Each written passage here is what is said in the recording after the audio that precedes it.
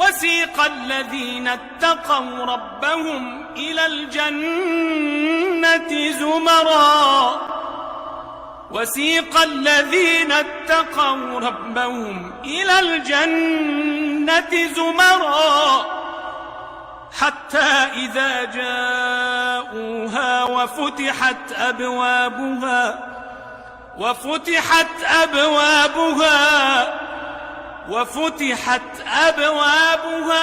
وقال لهم خزنتها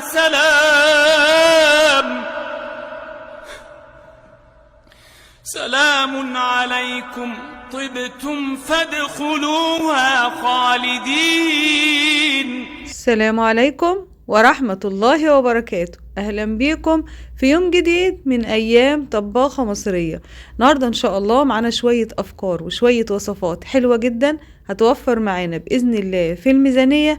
تابعوا معايا الفيديو إن شاء الله تستفادوا من أفكارنا ووصفاتنا النهاردة.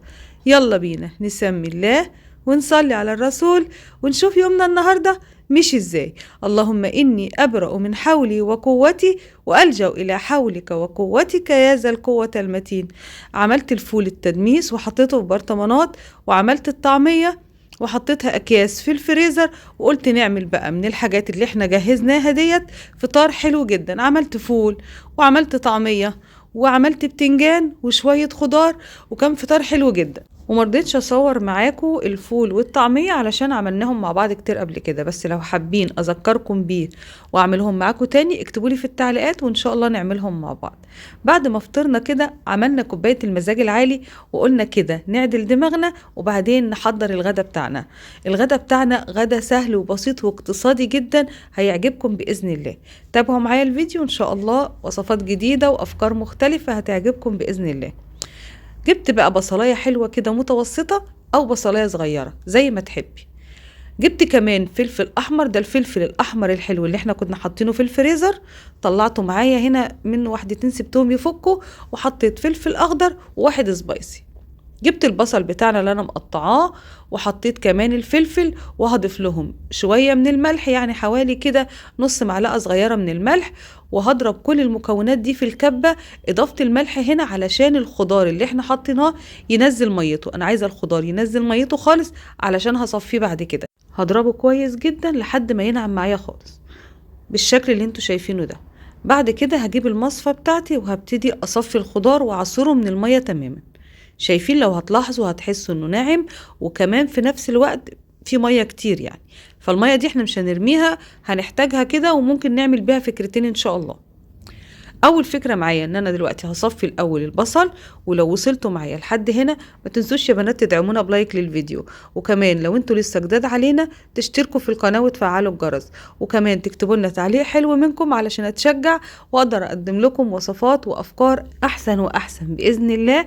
وبحب اشكر كل حبايبي ومتابعيني الغاليين اللي بيكتبوا لي تعليقات حلوة وقمر كده زيهم. ربنا يا رب يكبر بخاطركم ويجعل الجنة من نصيبكم، قولوا امين. ابتديت اصفي البصل بتاعي، شايفين يا بنات بينزل ميه ازاي كتير.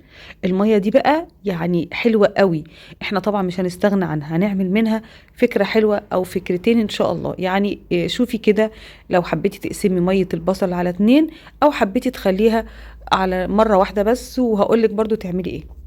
هنا المفروض اجيب نص كوبايه من البرغل، انا لقيت عندي يعني اقل من ربع كوبايه برغل، وكمان لقيت عندي يعني اقل من نص كوبايه فول صويا. انا هبتدي احط الاتنين على بعض، تقدري تضيفي برغل بس وتقدري تضيفي فول صويا بس المتوفر عندك، وتقدري تعملي ميكس ما بين الاتنين زي ما انا عملت كده. ابتدي تغسلهم بس بالميه، انا عايزه اشطفهم بس شطف سريع كده. هبتدي اصفيهم بقى، يعني هشطفهم واصفيهم بس بحيث عشان لو في تراب ولا حاجه يبتدي يطلع منهم. هاخد الاول الفول الصويا علشان مش عايزاه يشرب ميه كتير علشان الكفته اللي احنا هنعملها ما تعجنش معانا. هبتدي اصفيه كويس جدا من الميه اللي فيه، انا يا دوبك بس شطفته علشان لو في اي اتربه، وهركنه في جنب كده، مش هخلي فيه ميه البصل تروح عليه علشان برضو مش عايزاه يشرب، لانه بيشرب بيبقى زي السفنج كده. بعد كده البرغل بقى اللي هاخده وهصفيه كويس جدا برضو، وهدخل البرغل ده في مية البصل. مش قادرة اقول لكم بقى مية البصل بتخلي البرغل طعم ازاي، بيبقى حلو جدا. هصفي البرغل وهبتدي احطه في مية البصل، وهسيبهم كده على جنب لحد ما نشوف هنعمل ايه تاني مع بعض، لحد ما البرغل بتاعنا يطرى. يبقى لو انت عملتي برغل بس هتحطيه في مية البصل، لو انت عملتي ميكس حاولي كده تخلي البرغل هو اللي في مية البصل، وكمان تحطي الفول الصويا عليه زي ما انا هعمل بالشكل ده. وهسيب بقى المكونات بتاعتي كده على جنب، هضيف لها بس البصل كده على الوش علشان برضو يشربوا من بعض كده ويطعموا من بعض. هركنهم بقى على جنب، وتعالوا نشوف هنعمل ايه تاني مع بعض. كان عندي شوية قوانص من بتاعة الفراخ كنت مجمعاهم في الفريزر. كل ما اجيب فرخة احط القوانص لوحدها والكبدة لوحدها. الكبدة عملنا منها وصفات كتير جدا، والقوانص برضو عملنا منها وصفات كتير جدا. عملنا منها عصاج اقتصادي، هنعمل منها ان شاء الله دلوقتي كفتة حلوة جدا برضو. عملنا منها كمان اللازانيا، عملنا منها افكار كتير جدا. ابتديت اخد القوانص بتاعتي دول حوالي كده كيلو الا ربع من القوانص، ما وزنتهمش بصراحه بس بالويم كده. حطيت لهم كمان حوالي يعني قطعه كبيره كده من الدهن، نقول 8 كيلو من الدهن. وهنا انا غلطت غلطه، المفروض اقطع القوانص بتاعتي قطع صغيره قبل ما افرمها في الكبه. طبعا بعد ما حطيتها في الكبه ما اشتغلتش، وابتديت افضيها تاني واقطعها تاني قطع صغيره، وابتدي افرمها وانعمها. فرمتها ونعمتها هي والدهن بالشكل اللي انتوا شايفينه ده. بعد كده بقى هخلط كل المكونات مع بعض. البرغل معايا اتشرب من ميه البصل، قلبت بقى البصل والبرغل وفول الصويا، وابتديت اعصرهم من الميه تماما.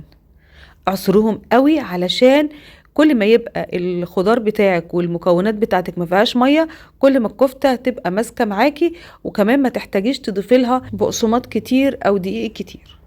عصرت كل الكميه، وهاخد برضو الميه اللي طالعه من البصل ديت وهخليها علشان هصبع بيها الكفته بتاعتنا على جنب كده.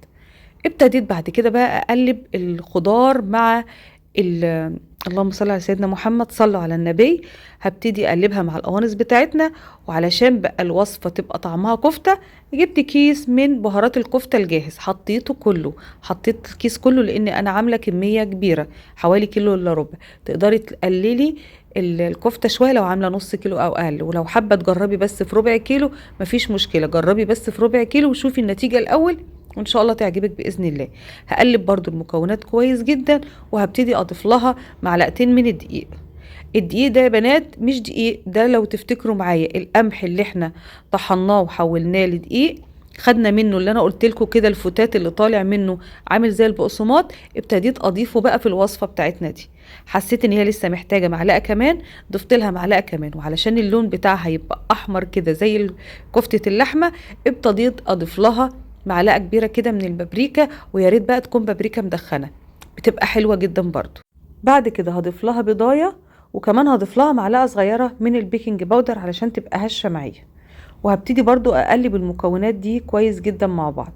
تقدري وانتي بتحطي البصل على الكفتة بتاعتنا تقدري تحطيها تاني في الكبة تديها فرمة علشان تنعم معاكي، ولو حابة تسيبيها خشنة شوية كده تقدري تقلبيها بايدك بس.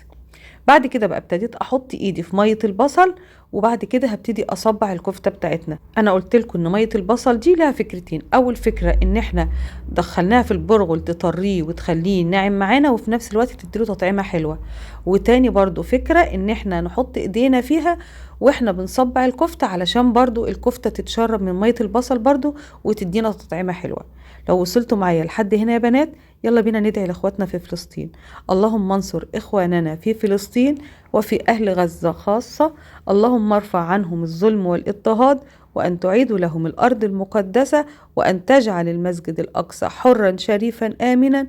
اللهم امين يا رب العالمين. اللهم انصر اخواننا المستضعفين في كل مكان. انا ابتديت اعمل الكفتة صغيرة، لو حابة تعمليها اكبر من كده مفيش مشكلة براحتك خالص.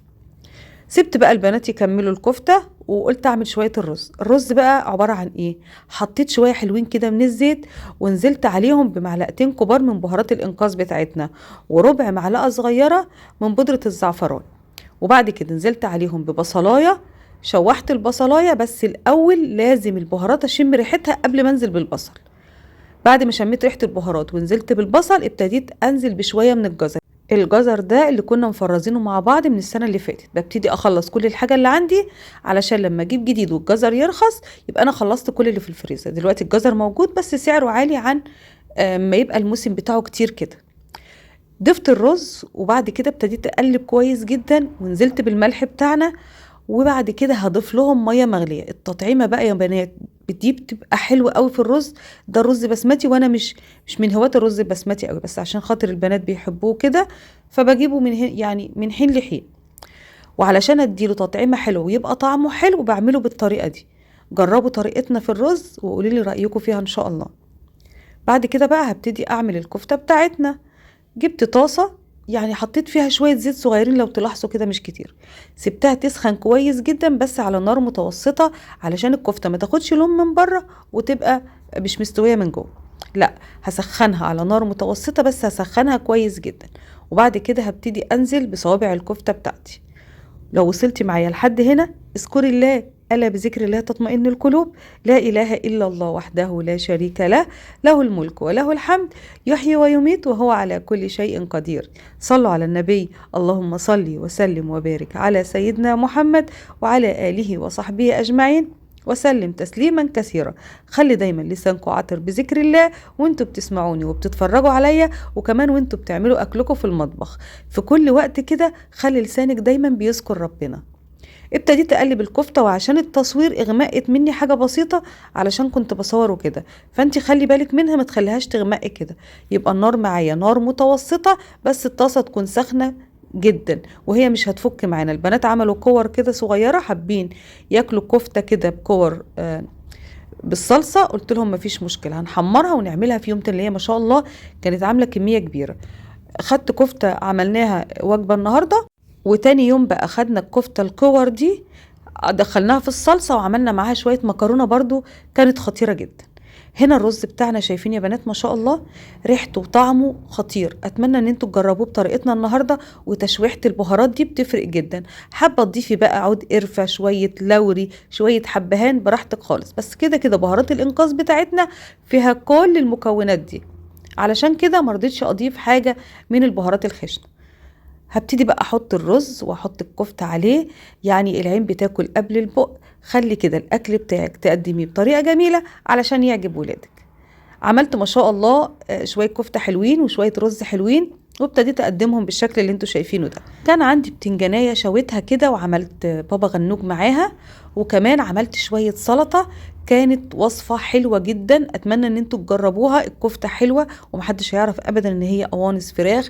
يعني لو لقينا الكيلو مثلا ب 80 جنيه القوانص الفراخ بس، تقدري تجيبي نص كيلو ب 40 جنيه وتعملي لهم احلى كفتة ان شاء الله.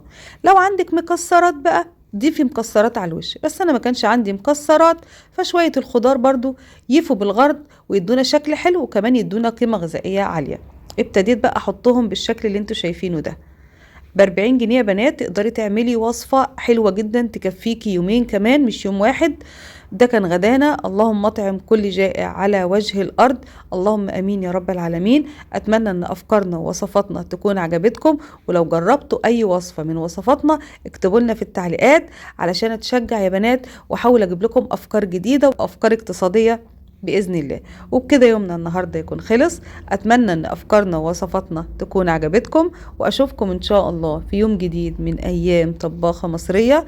وأستودعكم الله الذي لا تضيع ودائعه، والسلام عليكم ورحمة الله وبركاته.